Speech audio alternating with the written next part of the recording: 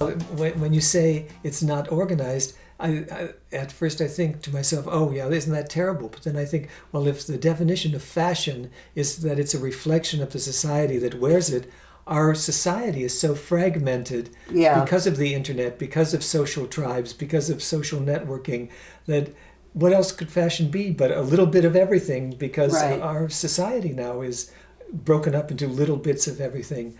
I think fracture is the big trend. Fracture, yes. If you and I were doing trend, we would have a trend called fracture. Yes. Yes, that's right. It sounds totally on target.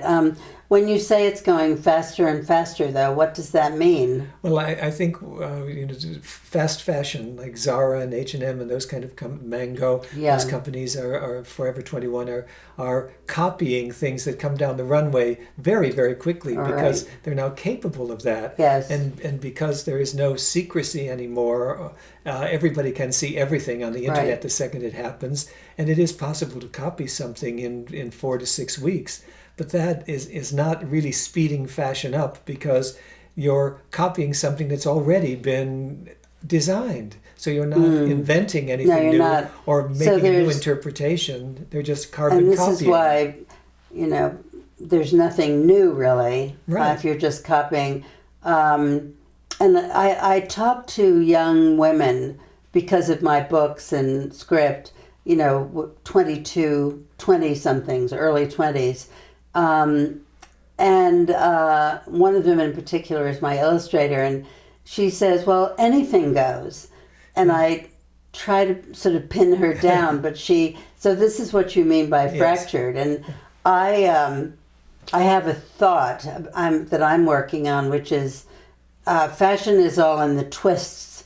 And what that means is, taking something that's considered traditional and really twisting it and tweaking it in some way. Yes, that makes good sense to me psychologically, because you're playing both sides of the fence. Really, you're delivering something, a new interpretation of something that's familiar. Yes. So it's comfortable because it's not challenging and brand new. We have so much newness in the world. I mean, I'm a technophobe, and I hate the thought of having to get a new phone.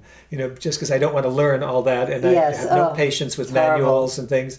So I think there is a hunger for the way comfort food became a food trend a couple years ago. Yeah. I think maybe comfort fashion is something to be considered. Yeah, exactly.